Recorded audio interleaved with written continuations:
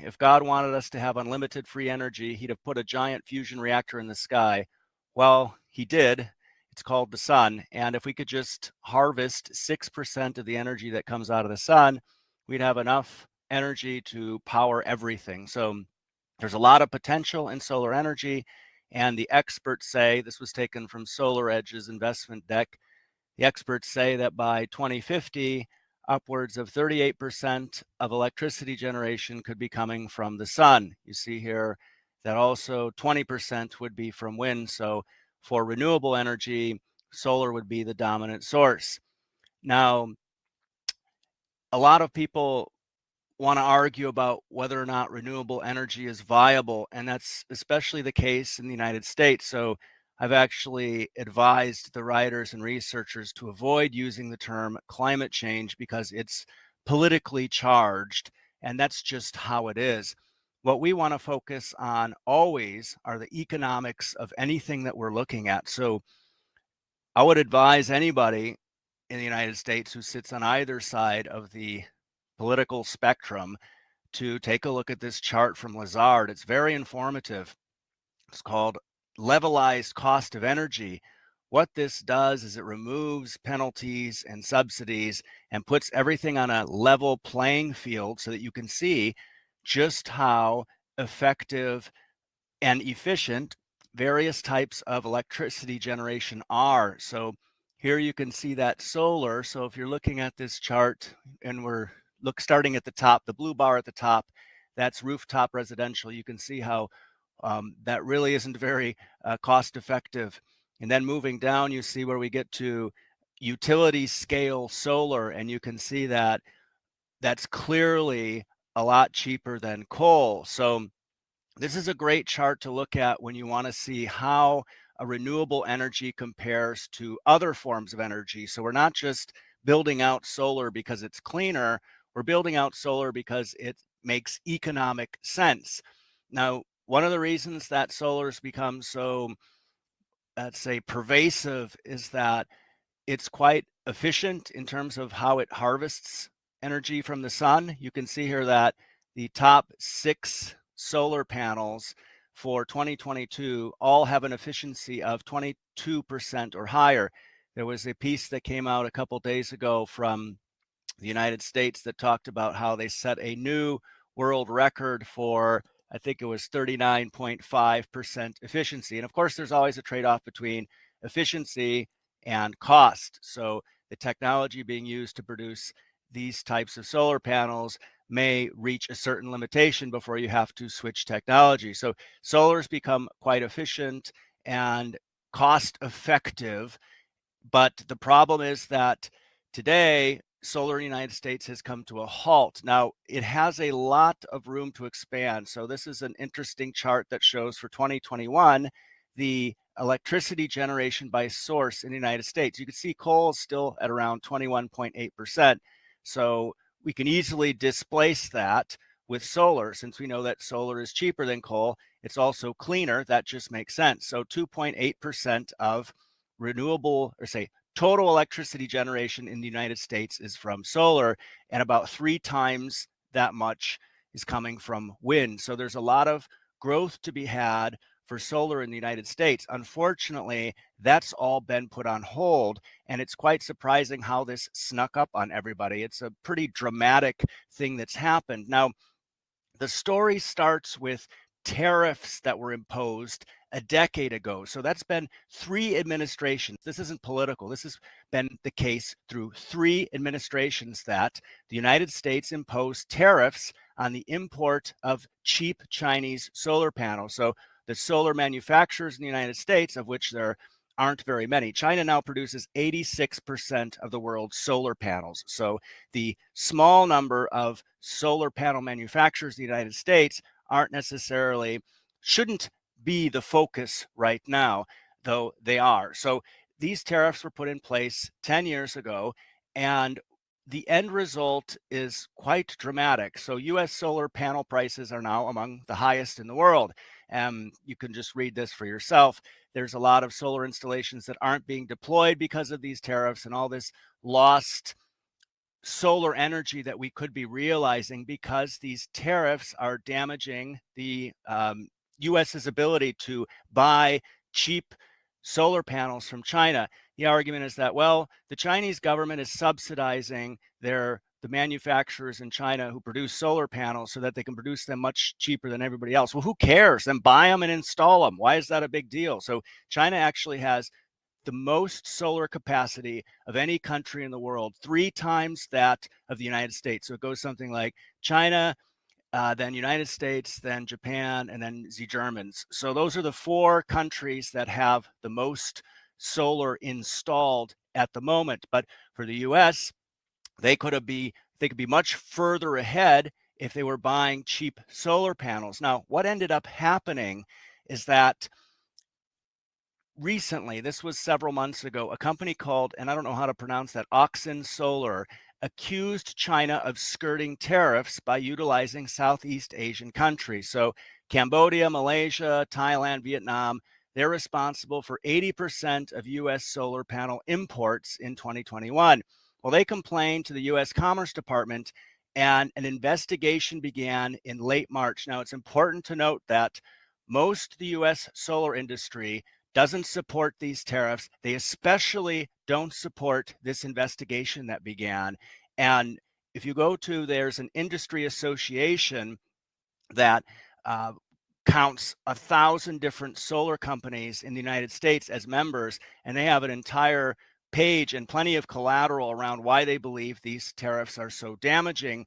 And particularly this investigation that began is very concerning. And we caught wind of it because we started to notice the companies that we follow talking about it in their earnings calls and denouncing it for what it is. It's potentially a huge problem because it's frozen solar projects in the United States because of the uncertainty around it. So the investigation began to see if China is skirting their tariffs by utilizing these 4 countries to sell solar panels into the United States. The preliminary findings have to be announced no later than August. So they have 150 days before they, no later than 150 days before they have the preliminary findings. So we should know something by August. However, even after preliminary findings, it could take a year to resolve. That's until March 2023. That's a big deal. So the question that we had is, how does this affect the stocks that we're holding? Now, if you take a look at the bigger picture and the overall impact on solar stocks, we vetted the 10 biggest solar companies in the world. I'll put a link to that article in the description of this video.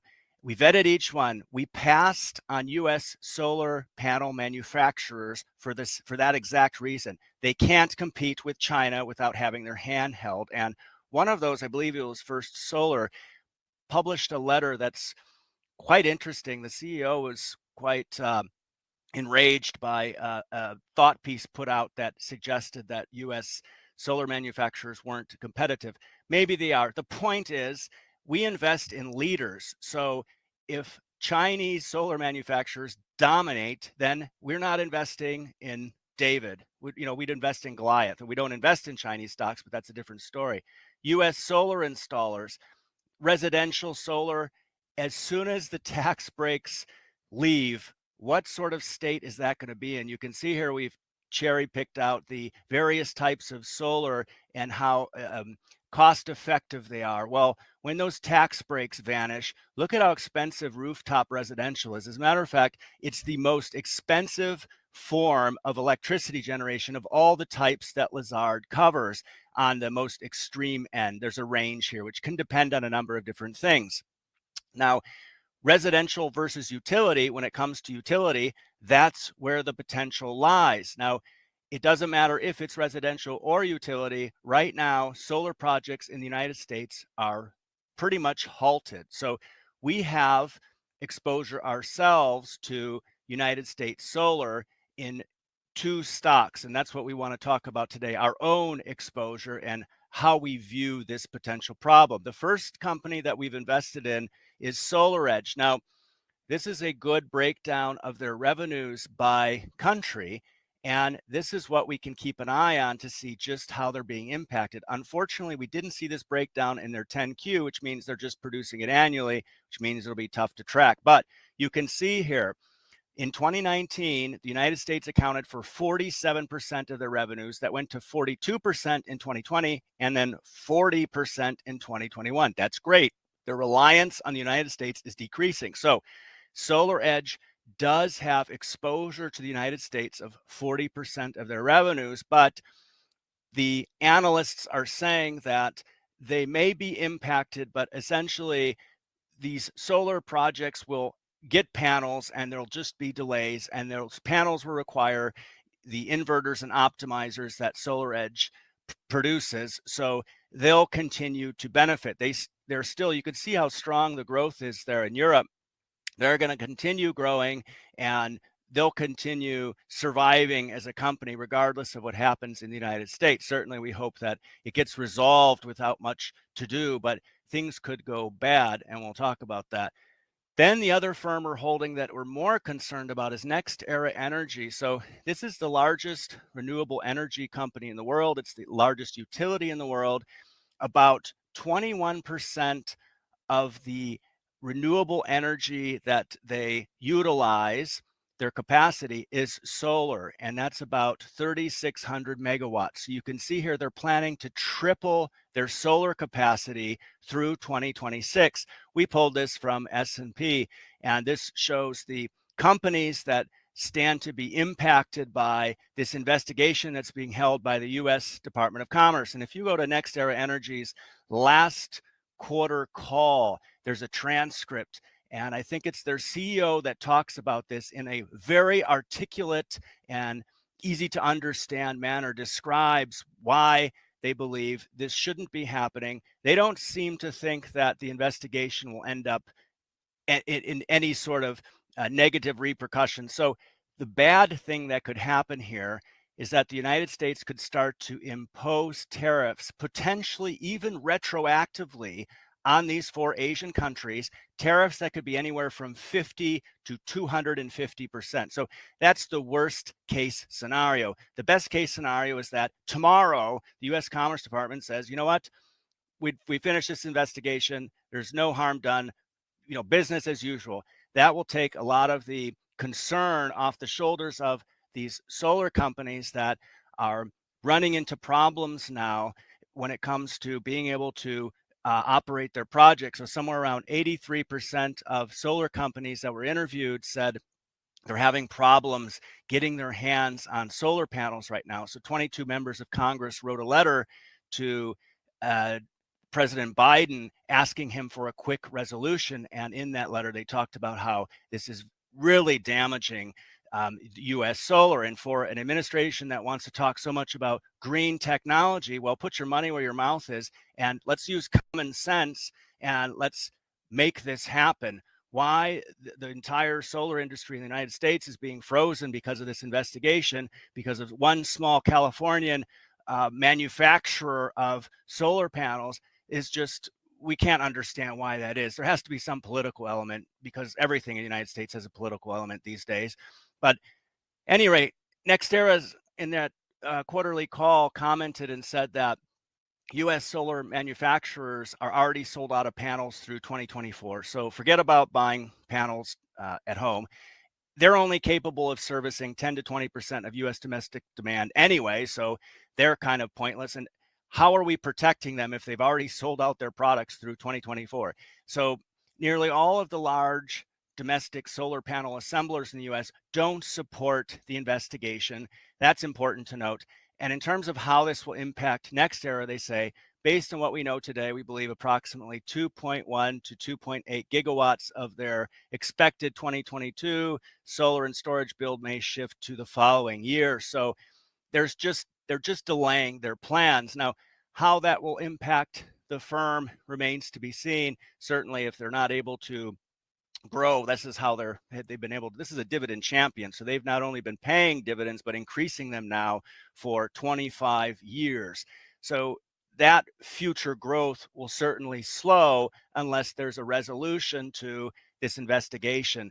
Now, just to conclude, we believe solar expansion will only happen for economic reasons. We believe that for any feel-good technology, any problem that's trying to be solved, like carbon capture, if you capture carbon at $1 a ton and you sell it for 50 cents a ton, that's not a business. And if some government subsidizes it, that's still not a business. So the solar expansion in the United States has to happen for economic reasons. So we have to let the solar projects have access to the cheapest equipment, and certainly by no means does cheap imply a lower quality. It implies the lowest cost solar panels to make the projects more valuable so that more investment goes into solar. If we want a green economy, then let's do that.